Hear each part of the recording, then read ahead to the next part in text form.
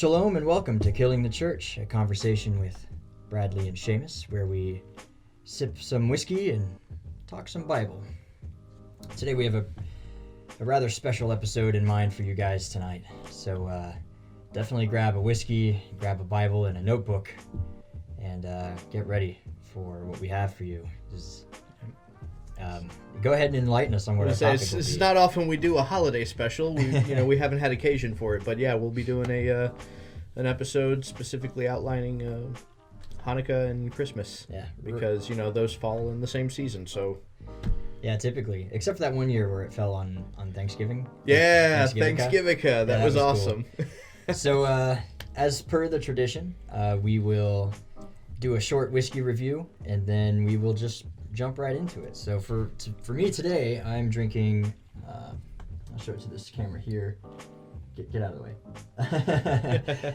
Black Bush, Irish whiskey. This is one of my absolute favorites. What do you have? Today I'm doing my typical standard Tullamore. That's one of my favorites. Actually, you turned me onto it. I was going to say, I used to drink a lot of Tullamore. It's just a nice... It's cheap, but it doesn't taste cheap. Yeah. And the Black Bush, regular Bushmills is cheap, but the Black Bush is not much more expensive, and I feel like you get double the quality. It's better. It is a better quality whiskey. They aged this for 8 years instead of 4, and they put it in a sherry cask. Oh, very nice. Yeah. Yep. Matured in sherry cask. So, of course, my favorite is sherry. So. Of course. But, yeah, cheers. L'chaim.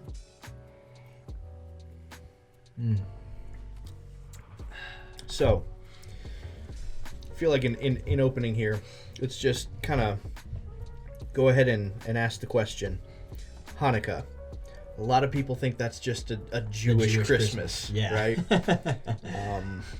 So, expound a little bit on whether or not it is or isn't and why. Cool. Yeah, right before I do that, though, don't forget to hit that subscribe button, and leave a comment. If you're drinking whiskey with us, tell us what you're having and why you're having that. And once again, you're going to want to sit down for this episode anyway, so you might as well crack open a whiskey. You'll be here a minute. But with that being said, Hanukkah, not just the Jewish Christmas. In fact, let's say that Christmas starts with the advent of Christianity, right? Okay. Assuming that that's the case, which it's not.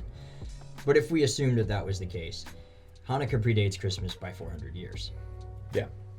And so it's not the Jewish Christmas. If anything else, it's the other way around. Christmas is the Christian Hanukkah, more or less, which it's not. I can't stress that enough. Hanukkah definitely came before.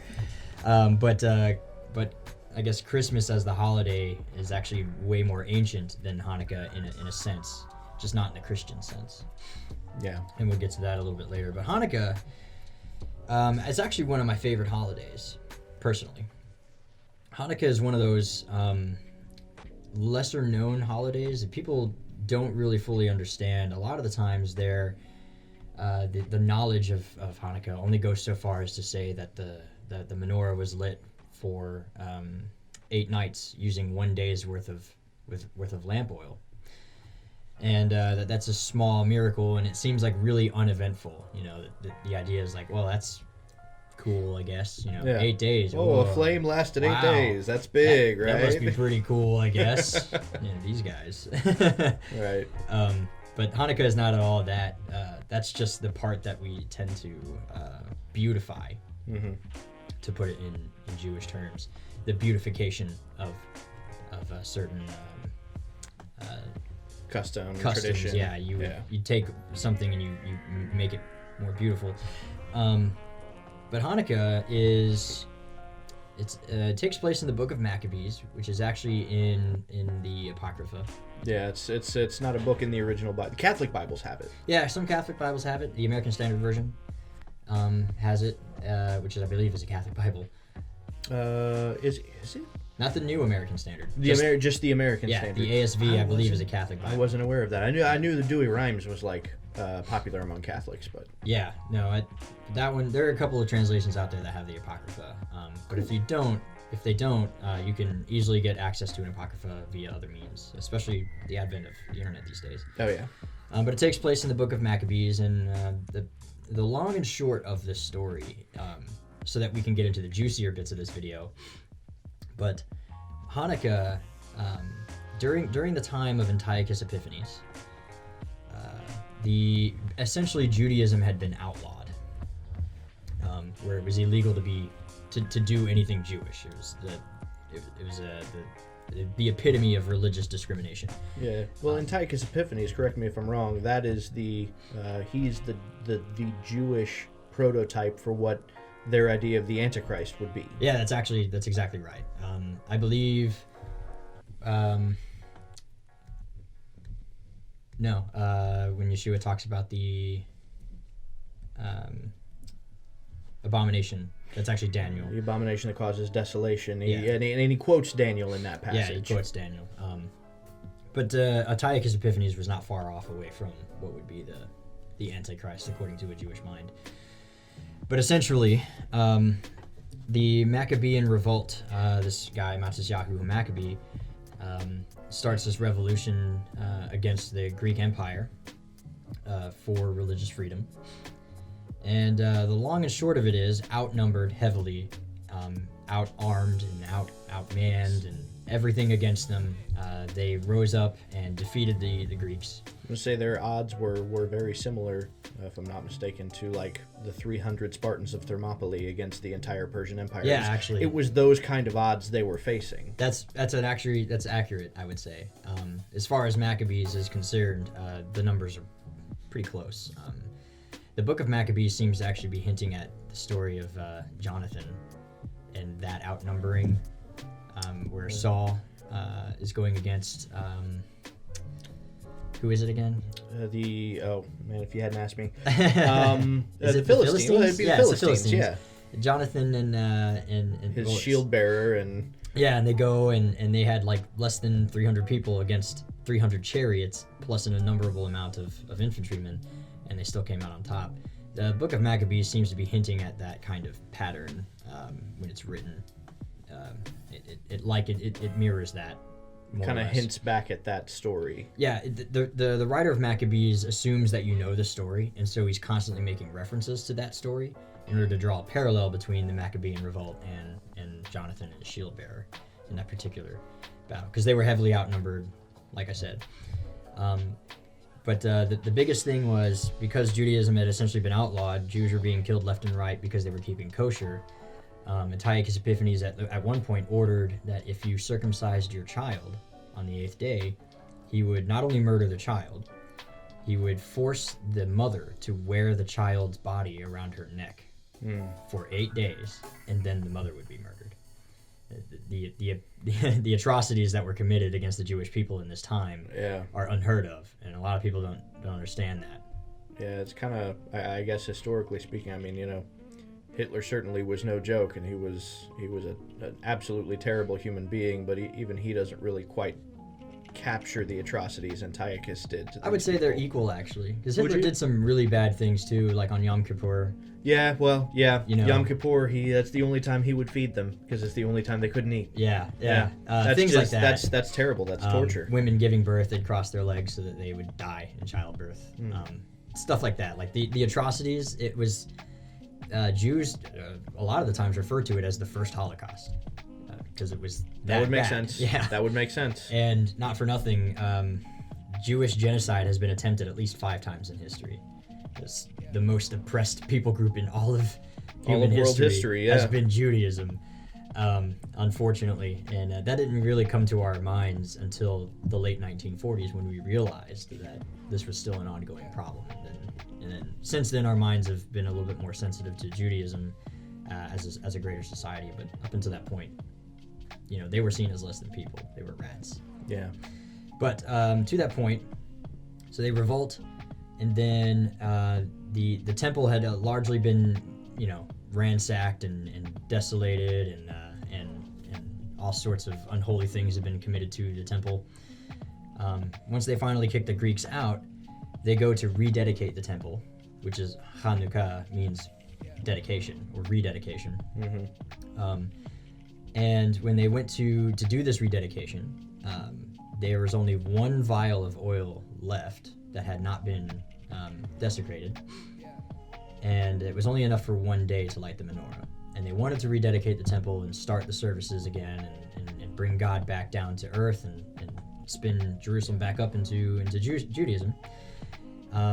And with that one vial of oil left, they decided to, regardless of the fact that they didn't have enough, and it would take 8 days to make enough to light it again, they decided that they would light the menorah anyway. Yeah, they wanted to rededicate the temple as soon as possible, even if it was inconvenient, even if it didn't make sense.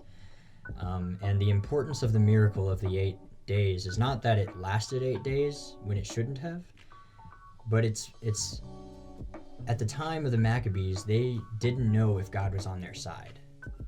They had fought this war, and they felt abandoned. They were living in darkness. It's winter time. The winter solstice holidays were being used as an oppressive force against them. The days are short and the nights are long. And so they felt abandoned. They didn't know if God was on their side. They wondered, is this our doing, or did God help us? And the 8 days of consecutive light, without the oil being consumed, was the miracle that showed them that God was in fact with us, and that he approved, and that he was inside the temple with the Jewish people. So the rededication was successful. So it's actually a really big miracle. It's a sign that God was with us indeed. And the language, once again, parallels being drawn in Maccabees. It was a fire that didn't consume anything. Yeah. Which sounds like the burning bush. The burning bush. The fire that didn't consume fire the that bush. Didn't consume. Yeah. So the fire didn't consume the oil, and so it's Mount Sinai all over again, which is another reason why it's such a big deal. God was in the fire. So I want to go back real quick, because you'd kind of briefly mentioned something that I'm sure people are going to be curious about. I did that on purpose. The whole idea of the abomination that causes desolation. Right. And you'd mentioned atrocities and desecrations that were done to the temple. So what would Jesus have been referring to specifically as the abomination that causes desolation? You mean when a man enters the temple and claims himself to be God? Yeah.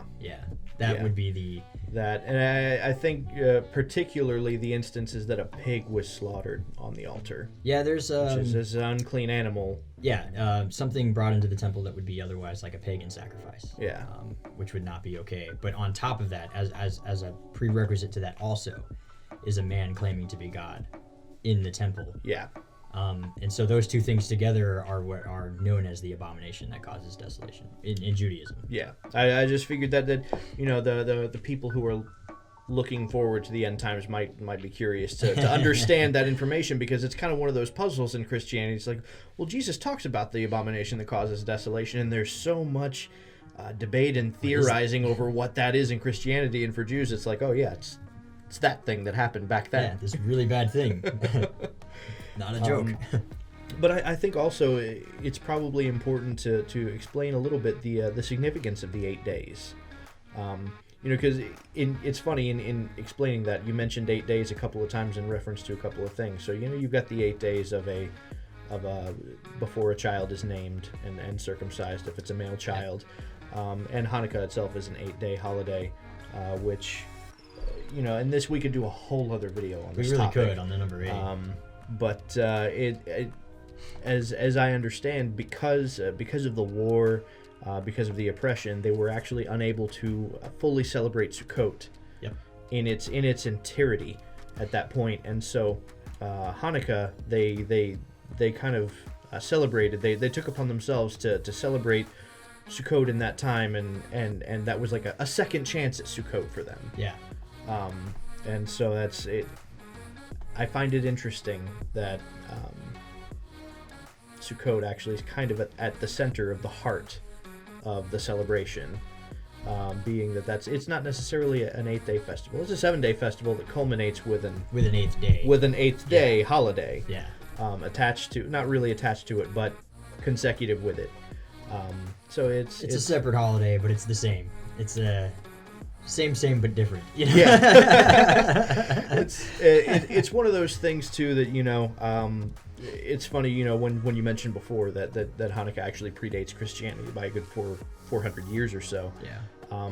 We actually see in the Gospels, we see Jesus, at least present at a celebration. A lot of people may, argue, well, it doesn't say he was celebrating. It's like, well, it says he was there during this holiday. It's not even that he was there. It's that he was in the temple.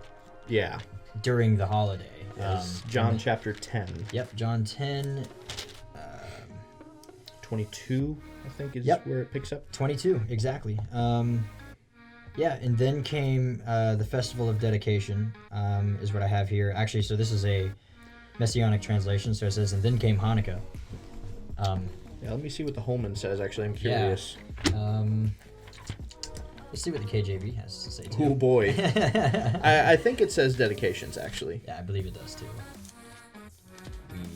I doubt you're going to find one that says Festival of Lights. I'd be curious to know, though. Yep, Feast of Dedication in Jerusalem. Yep, then the Festival of Dedication took place in Jerusalem, and it was winter. So, so it's Hanukkah. We have an example here of even Jesus acknowledging Hanukkah, which is not exactly a biblical holiday the same way that like Sukkot and Passover are, but it's honored by Judaism. And we see clearly here it's honored by the Messiah himself. It's definitely one of those holidays that's not considered a biblical holiday because it's not in the Torah. It's not one of the holidays that God commanded. Yeah. But it is a holiday where God is present. And so that key detail makes it a biblical holiday, so to speak. If you consider Maccabees to be biblical, which most Jews don't, but still the presence of God is so obvious that it's considered a biblical holiday. Yeah. So again, I find it interesting. Actually, this kind of ties the discussion together. Really, the fact that we've kind of brought Sukkot into the discussion because so biblically speaking, that would actually be closer to when Jesus would have actually been born. Yeah. So we mentioned we were going to bring Christmas into this, and we'll get there. And we're going to get there. The kind of the important thing, I guess, to preface it though, is because so Christmas is December 25th, okay, and there's debate over whether or not that was when Jesus was actually born. Most scholars, that's not a debate. Most scholars would agree Everyone knows it's not. But believe it or not, I have met Christians in the Christian church that they actually still believe that, like adults who he was born on. He was born on December 25th. Like they believe that, and it's so kind of to just dispel some of that and bring the question to your mind, like, how did we come to December 25th? Why did we land on that date to honor the birth of Jesus? Why that date specifically? Because so like the De Posta Computus, okay, it's like 200 something AD. That actually recognized March 28th as being the birth of Jesus. I know Clement of Alexandria thought it was like November 18th. There's so much debate about when he was born, which is super weird because that was not something the disciples cared about. Yeah, no, that's the very first of the Gospels, Mark, doesn't even acknowledge the story. He just picks up as Jesus as an adult. Yep. One of the other ones that was popular in early Christianity, Fitzmyer, acknowledged September 11th, oddly enough. Weird. Yeah, like but that would be closer to the original, though. Yeah, that is actually so closer. as per his research, honestly, Sukkot may have fallen closer to September 11th that year. That it's not exactly false. But I think the Gospel of Luke really kind of lays out the timeline pretty well. I know there are dissenting opinions even within the Messianic Jewish and Hebrew roots movement concerning that. I know Jonathan Cahn makes his case for it being Passover, and like I get it. He actually builds a pretty decent case, right? But I don't find it consistent with the Gospel of Luke, and that creates a problem because you can't just say, well, the imagery here is nice and it fits with the purpose of Jesus, so we'll just like chalk the early chapters of Luke aside because this fits the symbolism that I want to believe in. So the Luke as you know, he doesn't even open with the birth narrative of Jesus. Yeah. He opens with the birth narrative of John the Baptist, Right.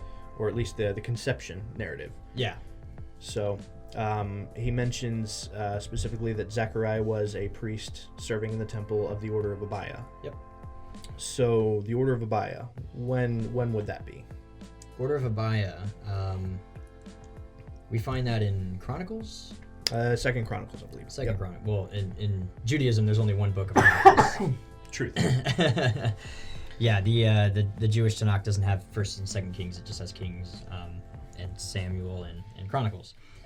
But I believe that was the early springtime.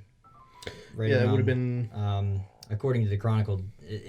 Now, our Gregorian months don't match up with the Hebrew calendar. Yes. At all, and then you have the changes that happened in the medieval times when the calendar gets readjusted and all of that. But or basically early spring.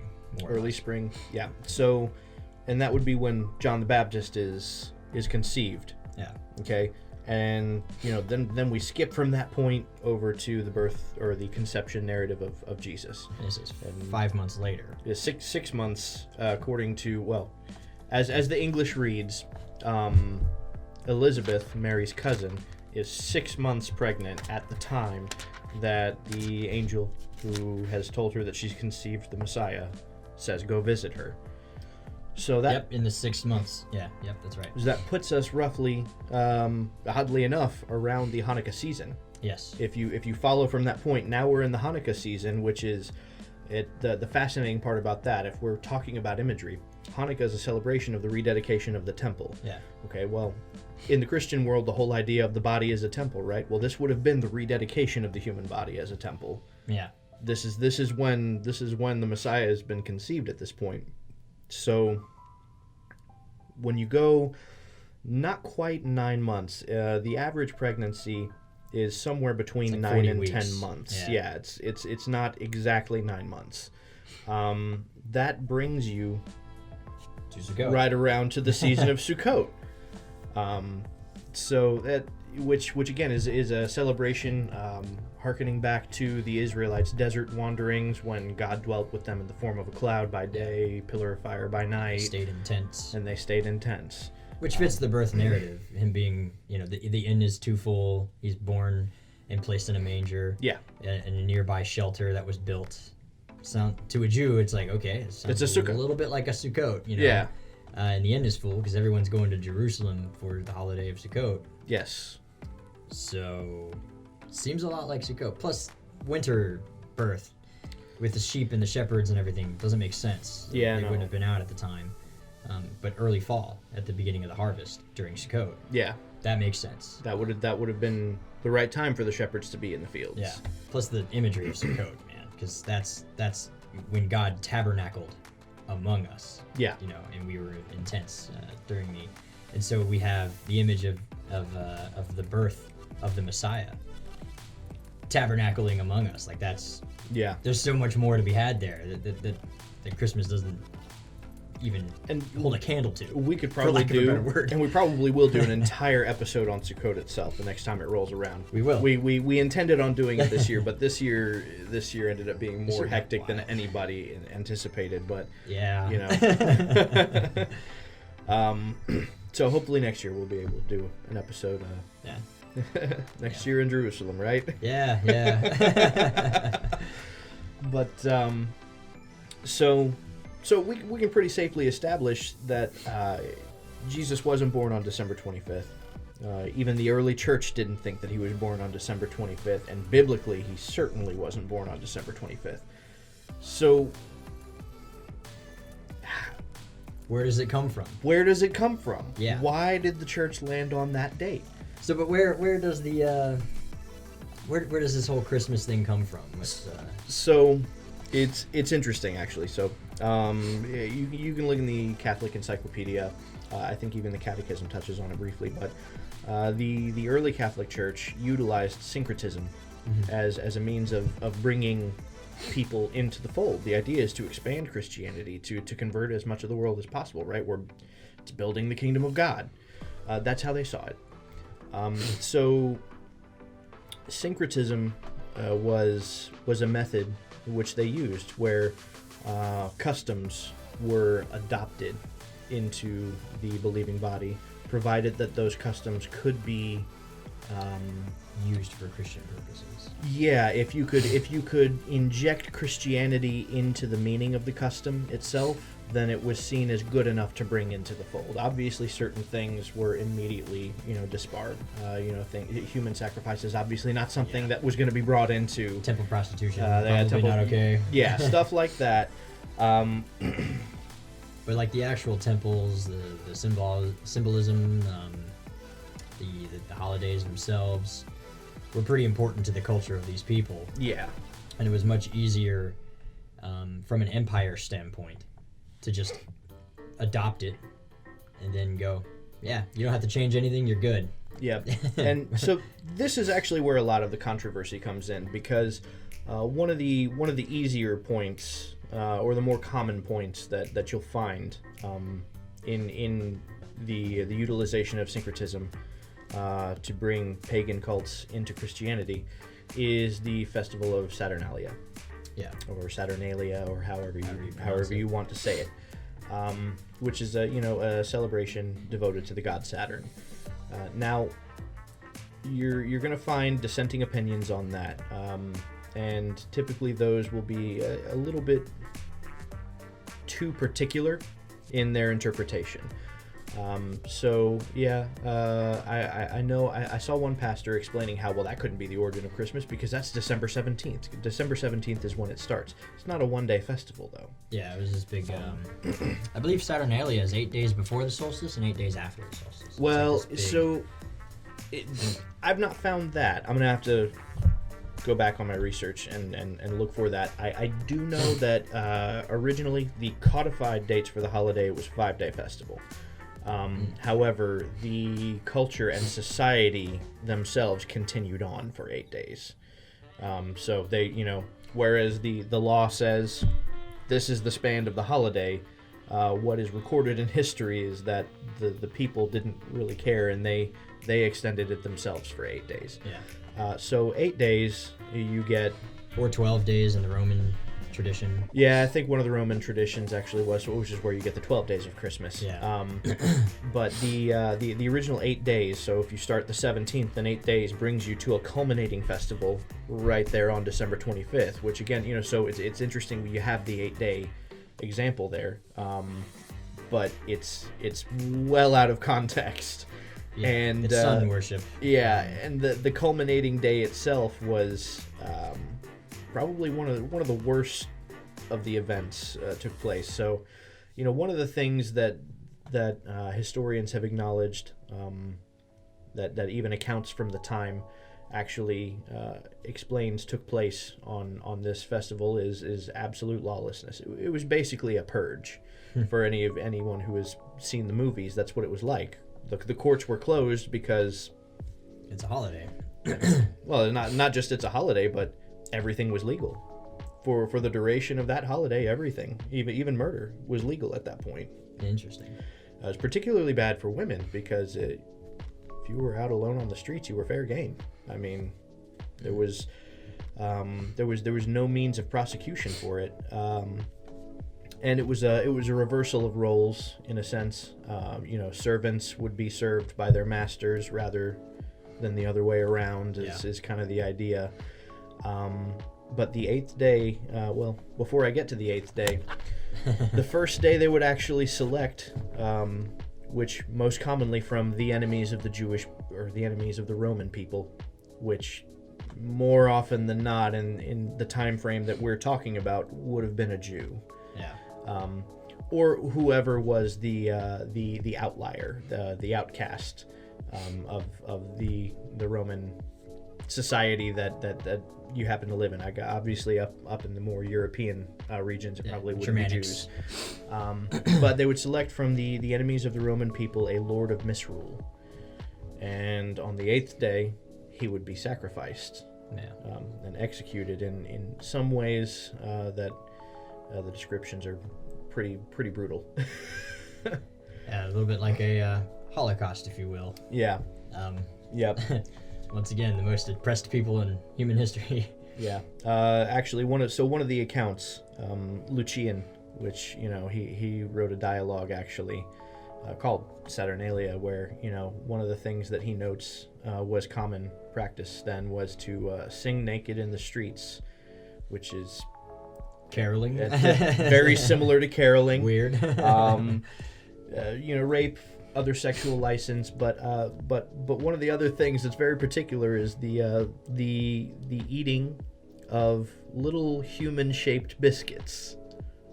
Like gingerbread man? Like the gingerbread man, right? Like it's like these are things that's like, where have these traditions come from? Nobody ever questioned them. Yeah. But it's much older than we think.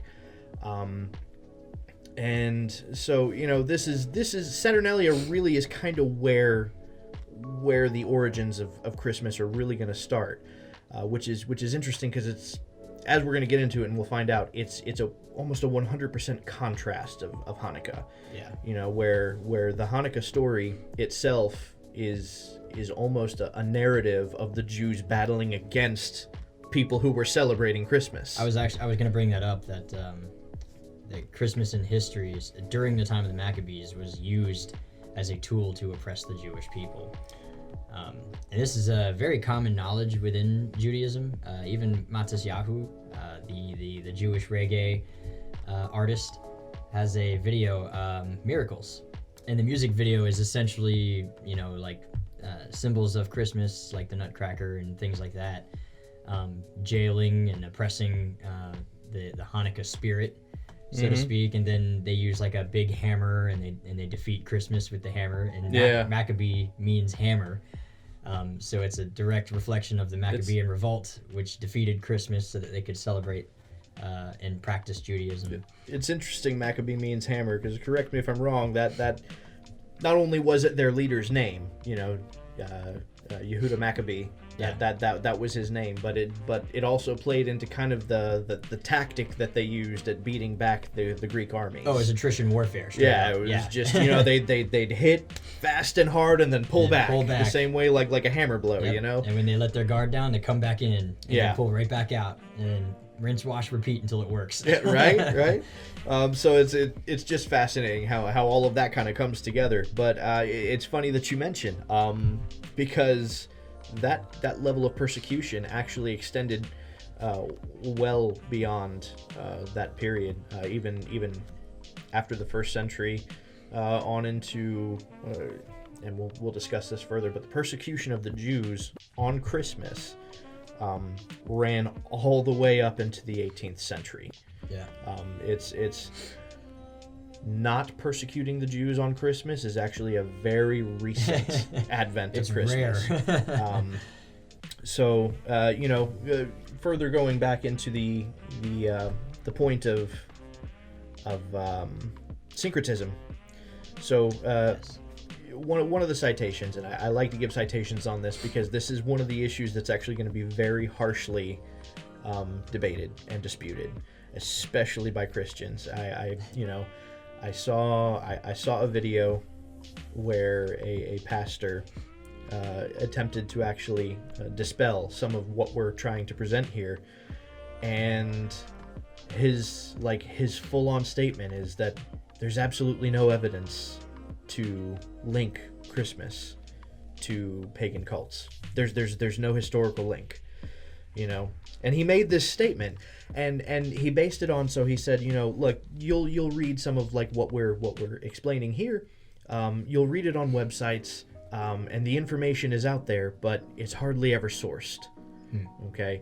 Now, not only is that not true, everything he said he couldn't find a source for, like a legitimate scholarly source for, in 5 minutes I found legitimate scholarly sources for. So I don't know if he just did a 5-minute Google search and decided to call it a day. I'm not trying to dog on him, but there is certainly sources for it. So one of them being Stephen Nissenbaum, professor at University of Massachusetts, actually explains, in return for ensuring mass observance to the anniversary of the Savior's birth by assigning it to this resident date, December 25th, the Church, for its part, passively allowed the holiday to be celebrated more or less the way it always has been. So we see that basically what the early church did was go, hey guys, like, we can It's cool. keep the day and the festivals. You're drunken singing, naked in the streets. You're eating of gingerbread men. You're rape and murder, lawlessness. Like, you can keep all of that. Just we'll do it on this date like you always have, and we'll say that it's to celebrate Jesus. It's more or less kind of what happened. Yeah, as far as there's a letter that St. Augustine wrote. I can't remember who it was addressed to, and I'm pulling this from memory, so I don't have that citation ready for me here now. But essentially, in this letter, Augustine is talking to a group of would-be Christians in a new area, and he says things like, "Hey, their customs, their temples, all of that, don't destroy them. Don't try to get rid of them. Just incorporate it into the religion and make it for a Christian purpose, and all is well." Yeah, it's so there. Augustine. Yeah, he is another one that openly condoned the use of syncretism. Matter of fact, we don't actually see anybody resist the use of syncretism until like after the Reformation. The Puritans specifically actually outlawed Christmas. So in America, in America, so because America was the new world, right? This was the new start at Christianity, and so they outlawed it, and it actually wasn't fully legalized and encouraged in society until after the war between the states. That's why your typical depiction of the traditional American Christmas takes place in the 1860s, right? Where you've got the one-horse open sleigh and the kid on the street corner screaming extra, extra, and there's snow everywhere and people are roasting chestnuts over an open fire. Like, that's that American Christmas that's what Coca-Cola pushes in your face, right? Yeah. And that's because that's when it was widely celebrated in America. Prior to that, there were certain Europeans that did adopt it after it was no longer outlawed by the Puritan settlements. I was gonna say it was outlawed in America right until there were so many Germans that were living in the area that it just was like, well, we'll let you keep your holiday, I guess. It was 1659 to 1681 specifically. Those are the years in which it was outlawed for sure.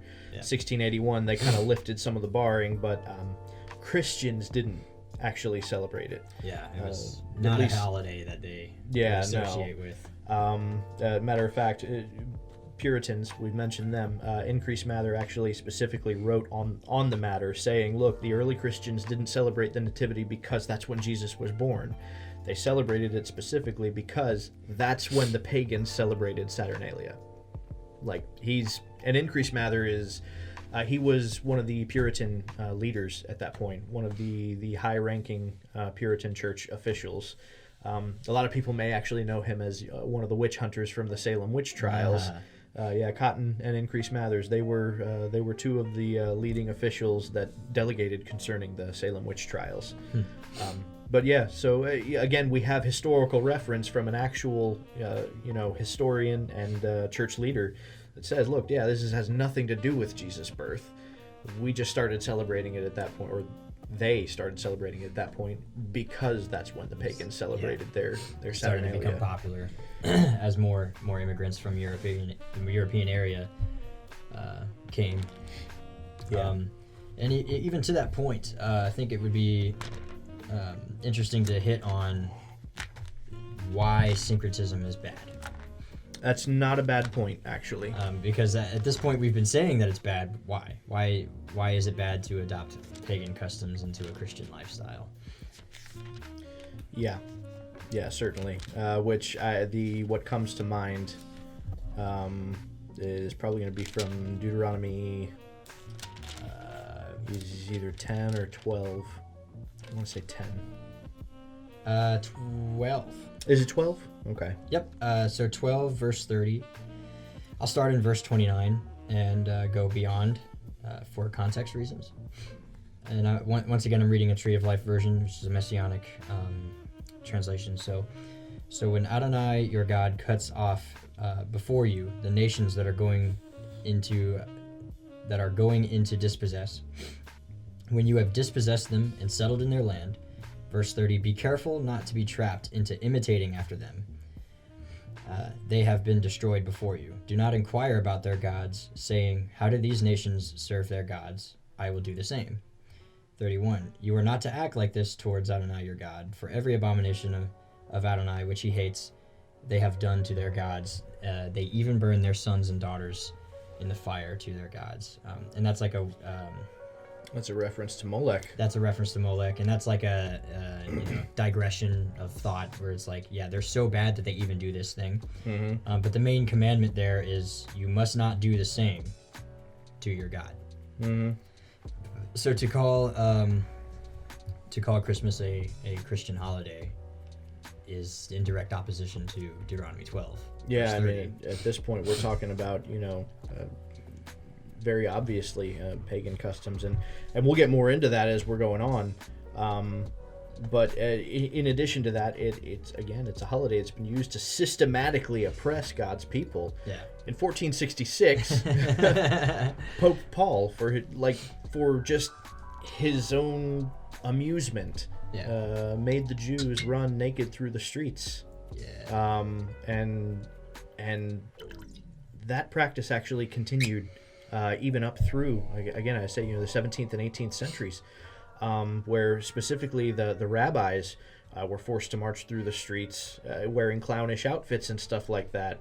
But part of that custom was to feed them like fat pigs before you made them run, so it would make it more difficult for them to run. Yeah. And that was all just for the crowd's amusement during the Christmas celebration. Matter of fact, the Jewish community even actually petitioned one of the popes. I want to say Pope Gregory. I believe it's Pope Gregory. They petitioned him, asking him, "Look, can you please stop persecuting us during this holiday?" They sent a letter, dude. That's all. What gives, man? Yeah. Guy. And his response was, "I don't see a point in making any innovation at this time." So, rather Catholic. Yeah, right. The Catholic religion has been pretty anti-Semitic throughout its history, anyway. But to that end, all that to say, more or less, that to a Jewish man, celebrating Christmas is a lot like celebrating Hitler Day. Yeah, that's how they see it. That's how they would see it. I mean, this is a holiday that, even as far back as 1880, 81, that recently, the Polish people whipped Christianity into anti-Semitic frenzies during this time of year. Yep. Which is that eventually went on and built up and continued into what we know became the Holocaust. That's kind of the starting point, and anti-Semitism just grew in Europe from that point forward until genocide attempts, just like Antiochus Epiphanes. Yep. And that's the parallel that Jewish people draw with this holiday.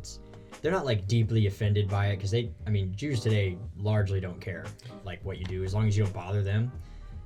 But in their head, the symbolism, the holiday itself, everything associated with it is a reminder of the constant atrocities committed against their people.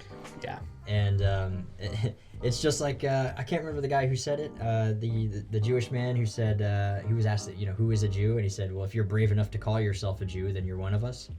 Oh, was that Shmuley Boteach? I don't know. I don't think it was Shmuley Boteach. I can't remember who it was, but those words ring true at a certain point where, if you're brave enough to associate yourself with the most oppressed people on planet Earth, well then, welcome to the family, man. Yeah, well, yeah. I mean, that kind of reminds me of the scene in Defiance, the movie about the Russian Jews that resisted the Nazi invaders, where I think it was the Passover season, and so the resident rabbi that they had in their commune is kind of going over some of the traditional prayers and whatnot, and one of them is just this long list of look. Choose another people, God. It's how many times does he say, wow, choose another people? Yeah. Because, they're the chosen people, but what have they been chosen for? I mean, the record of history shows it's not good. Yeah. but in the grander scheme of things, it's great. Yeah. You know. Yeah. It's that whole those who oppress Israel will see their justice to their own destruction. I will bless those who bless you and curse him who curses you. Yeah. Yeah. So you know, it's very bad, especially in the moment. But it's how, you know, justice is brought to those people eventually. Yeah. Yeah. And, tenfold, I would. Well, no, if equal measure for measure. What was done to them would be done. To their enemies. Yep. Outside of that, I mean, we could go into the origins of certain other Christmas traditions. It depends. I actually wanted to touch on the idolatry factor, because I don't think we've really touched on avoiding idolatry in videos. No, we haven't. You know what I mean? Like, well, we briefly touched on it in the Passover. In the Passover video, but no, this is a good opportunity to get a little more in depth with that. Yeah, and I just say that because it's one of those. Well, I'm not worshiping God through this holiday. I'm just celebrating. And I'm not worshiping a pagan god through this holiday. I'm a festive person, and I want to hang a tree in my house, and it has nothing to do with God or paganry. I'm just doing this thing. In which case, that's an argument I've heard before. You and I have both heard, and so I think now is a decent time to address the biblical view of idolatry and how it is to be avoided at all cost. Even just the mere image of like mistaken idolatry. The appearance of idolatry. There's my dad tells a story sometimes of, and I guess it's one that he read, of a Jew who I guess was visiting the East somewhere where Buddha is a big thing, and so there's statues of Buddha all over the place, and I guess he dropped a coin in front of it, and so he had this internal struggle of, okay, well, if I bend over to pick it up facing the statue, it looks like I'm bowing to it. However, if I bend over to pick it up with my back away from the statue, it looks like I'm disrespecting it. which is also frowned upon. Judaism doesn't, obviously they acknowledge there's the one true God. Yeah. But they're not out to get people. They're not going to take a dump on you because you believe in somebody else, which, something Christians could learn from Jews. But be that as it may. So, he had this internal struggle of like, well, so what do I do? And so he just left the coin.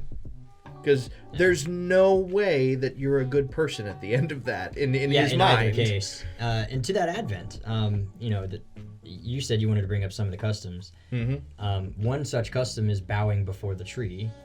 And when you have presents underneath the tree, you have to prostrate yourself before the tree. In order to do the gift. And so, from an outsider, if you didn't know the first thing about Christianity, you came off of an island that celebrated Saturnalia, and you walked into a Christian's home during Christmas, and you watched him do this thing where he grabs a gift from the tree, you look like to that person you're doing the thing that he knows is worship. It's like, so I would actually take it even before the point of retrieving the gift, because when you're first placing gifts under the tree, offering a gift to the tree, you are now offering a gift to the tree, which that is a Wiccan custom. That's I have a friend, a secular Jew, but one of my good Jewish friends. At one time, he was dating a girl who was Wiccan, and when I say Wiccan, she's not just one of these girls who grew up watching Harry Potter and thought, oh well, that's cool. No, she actually descends from a long line of witches, and my wife actually had told me, because they had hung out a couple of times, that she made a regular practice of offering food and stuff to her plants that she had in the house, and had actually invited Faith to take part in it, and kind of tried to explain that it's not a sacrifice or an offering or anything like that. You're just giving the plant a gift, and it's like, well, that's what an offering is. Idolatry. Yeah. So obviously she didn't take part in that, but yeah, that's how they see it. And so in that Advent, you placing gifts under the tree is exactly that.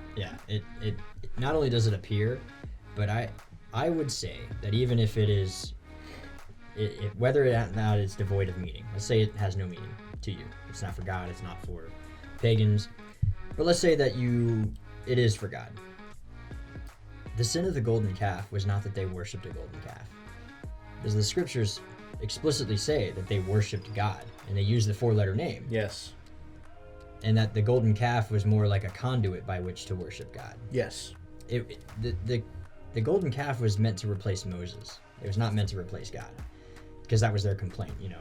Give us a new Lord, right? Because the man Moses, we don't know what happened to him, and so the golden calf gets born, and they have a festival to the Lord who brought you out of Egypt. And the golden calf is the focal point of this thing. So he's meant to replace Moses. And I feel like that's one of the points of Christianity, at least modern Christianity, that has misunderstood idolatry in a big way. Because even the Norse, when you get into Odinism and whatnot, they had statues of Odin and Thor and whatnot, and they would offer gifts to these statues and whatnot. But they didn't reckon that these statues were actually those gods. Their understanding is that those gods were ethereal in the next plane. That's why lightning and thunder, that's Thor's thing. Whenever that was striking, that was Thor at work, Yeah. So obviously they understood this statue is not that, but it's a representative of that, and so I offer it gifts.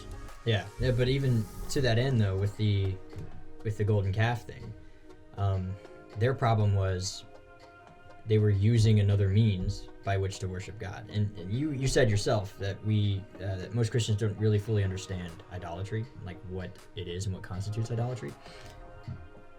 Idolatry, in the Hebrew mindset, is likened unto infidelity within a marriage. Oh, so kind of an adultery kind of thing. It is that's what it's seen as. It's adultery towards God, where you're supposed to be we say it all the time, we're the bride of Christ, right? Yeah.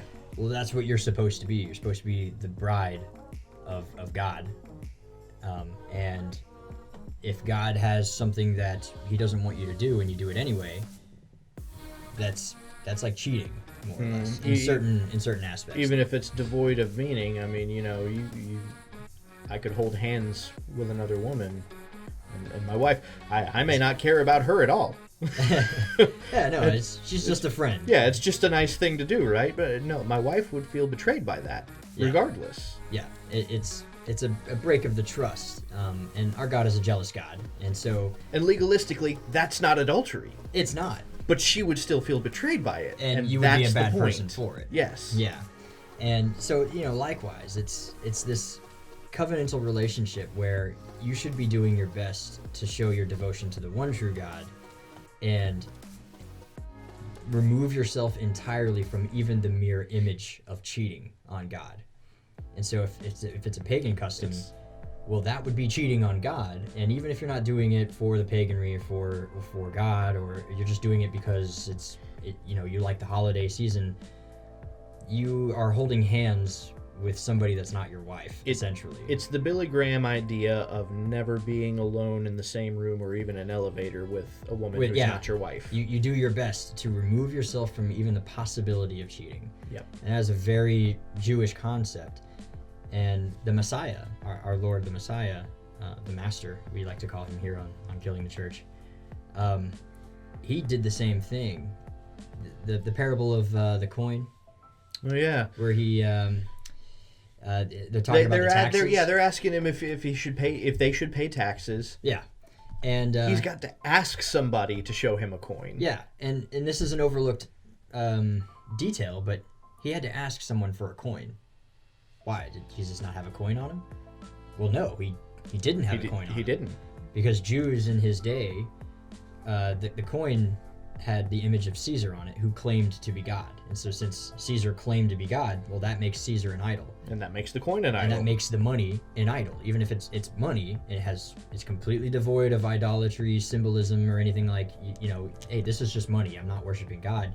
Jews still refuse to carry that money on them. And what they would do is they would actually assign somebody in their group to carry the money. And so one of his disciples would have been the one. Yeah, the money handler. The money handler, which was Judas. Actually, funny enough, he was the money handler for the group, and so he carried everybody's money. And it's likely actually that they would switch who was carrying the money. That way, everyone could have a chance at not having to partake in idolatry. Mm.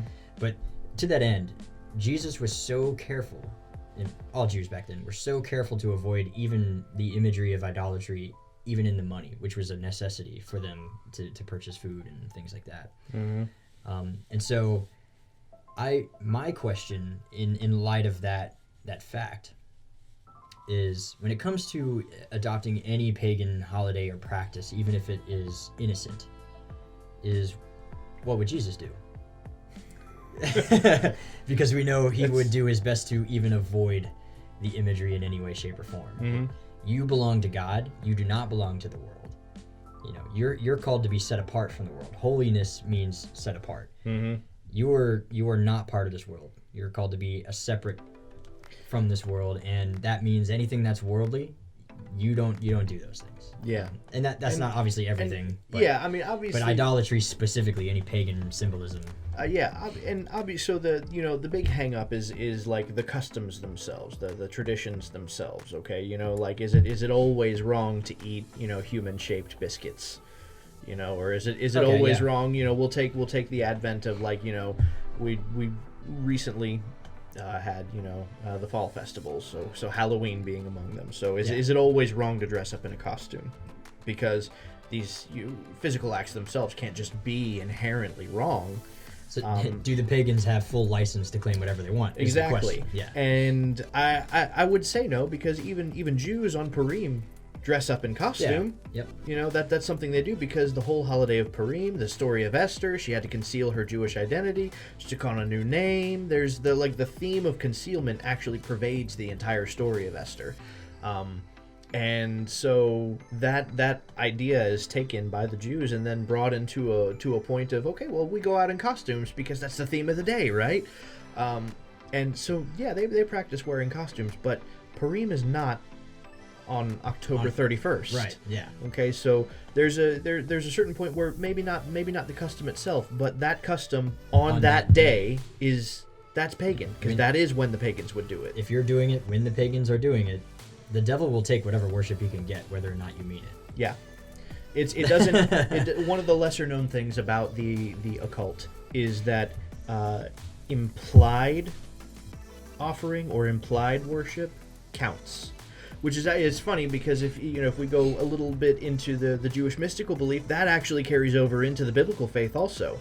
If you're at a point in life where you are barred from fulfilling a commandment, you can't. You physically are incapable of fulfilling a commandment, but you have the heart and desire to.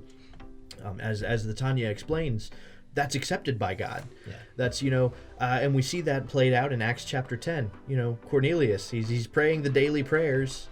Yep. He's a Gentile. He cannot go into the temple and sacrifice, but he's got the heart to, which is why he does the daily prayers at the times when a sacrifice, and so the angel tells him, your prayers are accepted as sacrifices. Yep. You've got the heart to, so it's accepted. Well, it works in the reverse too. Okay, if the implication is there, it's accepted. And so every year, especially during the Halloween festival, you get the whole warning about, well, people are sneaking drugs into candy, right? And that's the big one. It's like, okay, look, nobody's going to give your kids, nobody's going to give your kids their drugs for free. That's not a thing. But what we do hear about is like people putting razor blades in candy, people putting needles in candy. Well, even to that end, that hasn't happened since the 70s. Actually, no, just a couple of years ago. On a local level, it does happen. Rarely, but it still happens. Even like 2 years ago, I remember hearing a story locally, like 3 counties over. Guy's son had it was a needle, not a razor blade, but a needle. And so one of the practices of the occult back then, because the hunter's moon, that's the whole idea for witches at that point, was to have the grand rite achieved by then, which is particularly the sacrificing of innocent lives, so very often children. And so when you ask yourself, well, what kind of sick person would put harmful things in candy for kids? And it's like, well, it doesn't have to be a mentally sick person. It just has to be somebody who wants to make a blood sacrifice. And even if they're not physically the one taking the knife to the kid's, skin and drawing blood, the fact that they have inadvertently caused the drawing of innocent blood, that counts, which is why it's practiced. Yeah. To that point, implication counts. It doesn't even have to be intentional.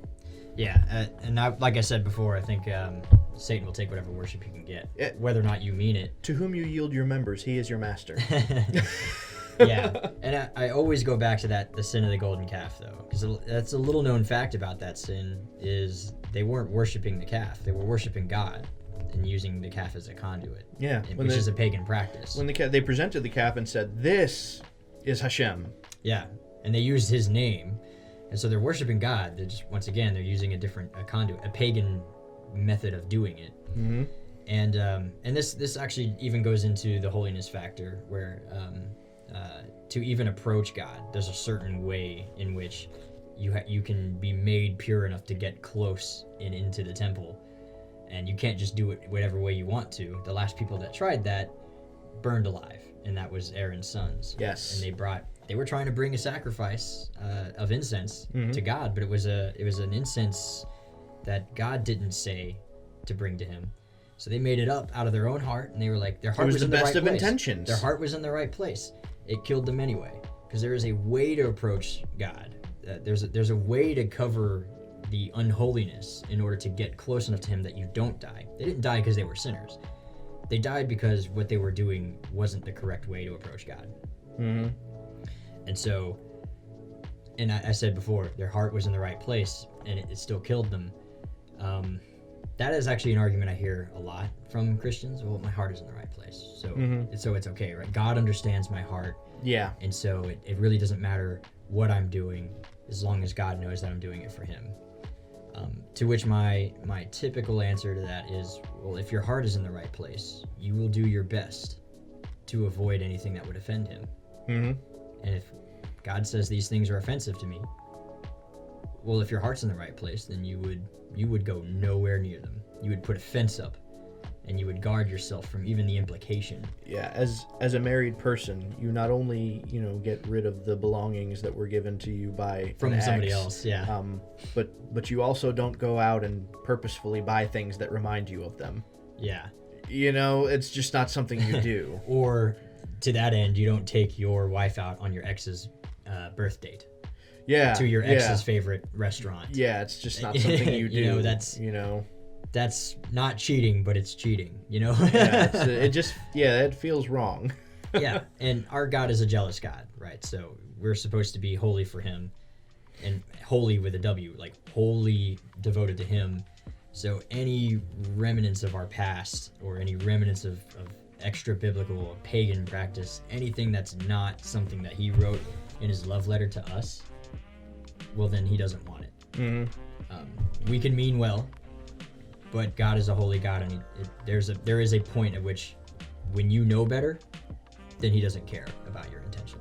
If you know better, yeah, that's Hebrews. That's a sombering, but Hebrews. What is it? Hebrews 10, I think. Yeah. Where if you know, no, it's James. If you James, to him who knows to do good and does it not, it is sin. To him it is sin.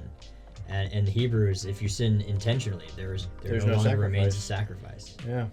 For such sin. And so the idea is, once you know better, it no longer matters what your intention is. This is not about you anymore. You've entered another kingdom. That's the whole idea. Is because I get that some of the hang up is like, well, this is the seasonal stuff, right? It's the season, and it's seasonal holidays, and so you want to take part in celebrating the season. Obviously, everybody wants to do that. I'm a festive guy. I love the smell of pine. Absolutely. But you don't have to copy the pagans to celebrate the season. Yeah. There are other ways to do that. And I get that it's like, well, this is what I grew up doing. This is what I associate with the season. And it's like, yeah, but that's the kingdom you were in. Yeah. You're in another kingdom now. To him who doesn't hate crossed his father, over. Who doesn't hate his father or mother because of me. Yeah. Is not worthy of me. You the old man has died. You're now a new creation. And the biblical festivals all directly align with the seasons. If you want to celebrate the fall season, that's what Sukkot is for. That's exactly what it's for. That's 8 whole days, man. That's better. Come on. Yeah, seriously. And even so the winter festival. Yeah, we got Hanukkah for that. That's Yeah. exactly what it's for. And let's circle all the way back to Hanukkah. Hanukkah is a symbol of defeating the world against all odds. And it's proof that God was with us when it happened. Mm-hmm. So against all odds, against the face of everything pagan and unholy, even when the temple itself has been desecrated to a point of no return, God returned. Mm-hmm. And you are able to, through Christ I can do all things, right? Yep. That's what that verse means. It doesn't mean I can go in and lift weights at the gym, or I can have the courage to do certain things that I would otherwise not. That verse is saying that things that are hard to do, that are against the culture, Christ gives you the strength to do those things. And Christmas is the culture. Yeah. Hanukkah is not. But through Christ I can do all things. And so he gives us, I would say, the ability and the courage, the integrity, the moral fortitude to stand against the culture and stand with him on his side, even if it means hurting our family, our personal lives. Mm-hmm. No one ever said that Christianity was supposed to be easy. Yeah. And that, I think, is lost on our culture, because it is easy to be a Christian today, Mm-hmm. right now. But in light of these new things, now it's harder. Yeah. And now it makes more sense. It's one of those where, you read all through the Torah. I want to say Deuteronomy 7 is a good example. I may be misquoting. Let's check it out. But that the purpose of the Torah is to be different.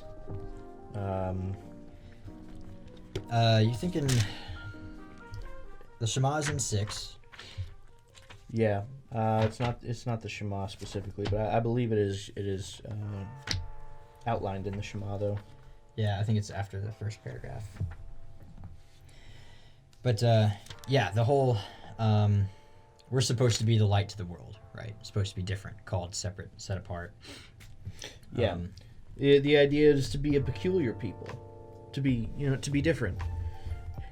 And if you are doing the same things in the same season with the same culminating day as the rest of the culture, because you're right, Christmas is a culture. Christmas is something that not just Christians celebrate. Yeah. There are multiple religions that acknowledge this day. So how do you look different? You really don't. How do you appear as being peculiar? But no, when you are honoring the biblical holidays, well, now you do look peculiar because they don't fall on the same days. Sometimes, occasionally, Christmas will fall smack dab in the middle of Hanukkah. Which I think the year of the Maccabees, it fell right around that time. Yeah. But even that's a rarity. Usually it'll fall before. Like I said, like 2 or 3 years ago, it fell on Thanksgiving. Yeah. The Hebrew calendar is a lunar cycle, so it doesn't always line up with our solar calendar, which our solar calendar is designed around the sun because of sun worship. I think that was the same year that Passover fell an entire month before Easter. Yeah, because it was the Jewish leap year or something like that. Yeah. And so, yeah, it was this crazy, because usually Passover and Easter are pretty close. They're pretty close.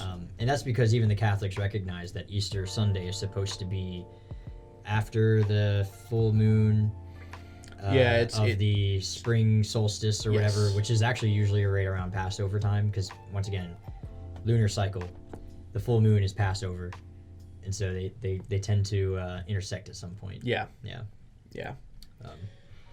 But even like you said, Deuteronomy 7, in verse 2, and Adonai your God gives them over to you, strike them down, and you are to utterly destroy them. Make no covenant with them, show no mercy. You're not to intermarry, not to give your daughter. You're to destroy all their Asherah poles, burn their carved images with fire. You are a holy people to Adonai your God. From all the peoples of the face of the earth, he has chosen you to be his treasured people. Like, nothing is supposed to survive of the pagan rituals. So there's two things there. Interesting. Which you are correct, because the whole idea is that even the memory of these pagan rituals was to be blotted out from the earth. Yeah. Because he's the only God, the one true God. So even the memory of other gods was supposed to be stricken from history. So by preserving these customs, what we've done is we've preserved their memory. Yeah. Because you got to ask yourself, well, where did they come from? And if you study where they came from, so it's interesting that you mentioned Asherah poles, because I know in the King James, in there, so. I know in the King James that they would translate that as groves, Yeah. which is interesting. It's not an appropriate translation per se, but I would understand why the KJV was translated that way, because in the time that it was translated, it was understood that the Asherah cult, which was still alive and well during that time, made a custom of bringing a tree into their house to worship it, an evergreen tree, for a time. It wasn't December 25th that they did this. However, when practitioners of this cult came into contact with Christianity, and then Syncretism took place, and it was absorbed into Christianity, it was assigned to December 25th. So it just, it's interesting because the Christmas tree itself directly stems from what you just read in the Torah. That is where it comes from, which is groves now make sense because, well, yeah, I mean, that's exactly how they grow Christmas trees now. It's an entire grove. Yeah, no, it is an Asherah pole. You see what is it, an obelisk? Yeah, it's a phallic shape. It's erect and upright. Yep, and it's triangular in nature, like a pyramid. Which is a very pagan thing. Pagans love triangles for some reason. Yeah. I haven't quite figured that one out, but the Christmas tree, that's one of them. As far as the other customs, I mean, you got mistletoe, so that's one that's not so common in Christianity anymore. But still in the secular culture of Christmas, that one actually is, which is interesting actually, because so this is one of the arguments that people will actually use against this whole linking Christianity to Christmas, because pagans would be absolutely insulted by the way that mistletoe is used in the West during Christmas. And that's because mistletoe was seen as a sacred plant. It's a magical plant because it's evergreen. It's green all year round, therefore magic. That's how they saw things. If there's a natural state of things, which we understand as natural. So in the wintertime, greenery dies. That's the natural state of things as far as their ability to comprehend was. So evergreen trees were magical because they didn't die. During the time where everything else died. So mistletoe also was toxic. It's poisonous. And as a matter of fact, an arrow tipped with poison from mistletoe was said to have killed Balder, the Norse god. Interesting. Balder. So the Druid ritual would have been to utilize this for human sacrifice on occasion. Druids didn't they didn't utilize human sacrifice quite a lot in their culture. But it's not completely absent from Druid history. So it's understood by scholars that probably mistletoe would have been one of the means by which they made human sacrifices. But let's see. I've got notes here on all of this. Yeah, no. We're actually approaching an hour and 20 minutes. Oh, okay. I mean, if you want to call it here, we can. I think I feel like we've covered quite a bit of ground here in this hour and some change. I wanted to go over Santa Claus. The Coca-Cola Santa Claus? Yes. You know what? Stand by for part 2, everybody. We'll do a part 2. We'll do. Yeah, that'll be fine. And we'll go into further depth and detail about the actual customs themselves. I think that's fair. Yeah, that's a good. But today's video is the contrast between Hanukkah and Christmas. So I guess in closing, really, it's interesting that we've got what we've seen in history, what we've discussed here, is we understand Christmas being pagan. That's pretty widely accepted by most with a scholarly opinion. Yeah.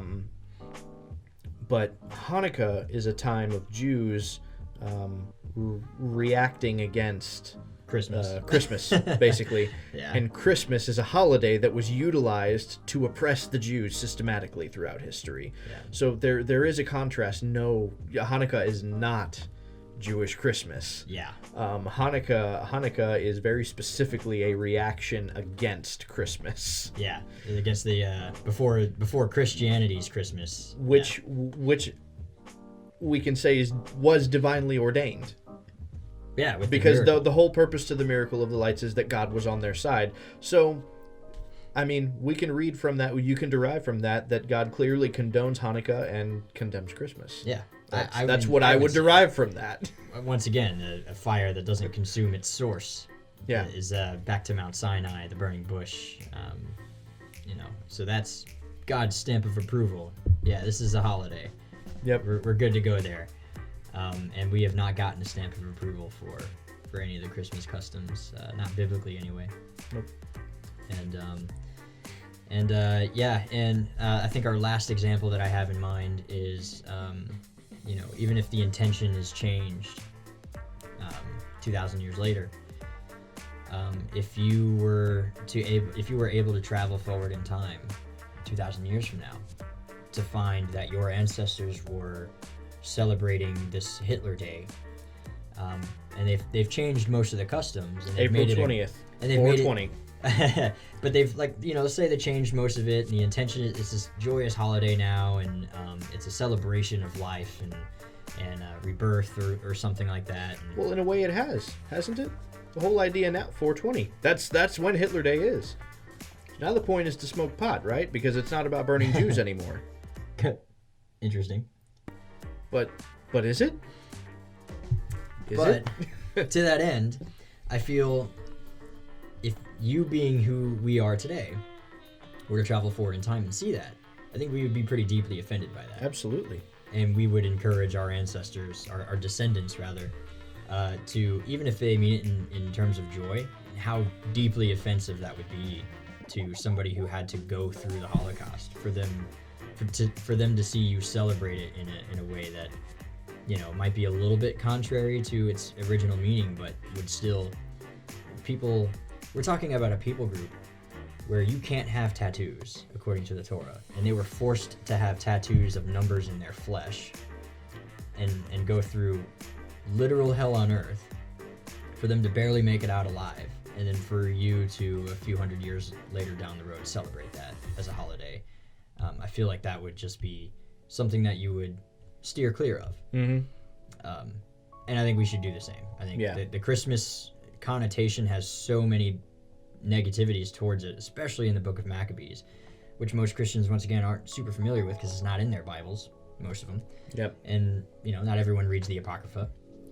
But if you were to read it, you would see a very clear contrast between the two holidays. Yeah. And to a Jew, it would be deeply offensive. And yeah, you might not be Jewish, whoever's listening to this video, but if you consider yourself a saved person, you're in the family tree of Israel now. Romans 11 and Ephesians 2. Yeah, you've been grafted in. You're part of the Israel family.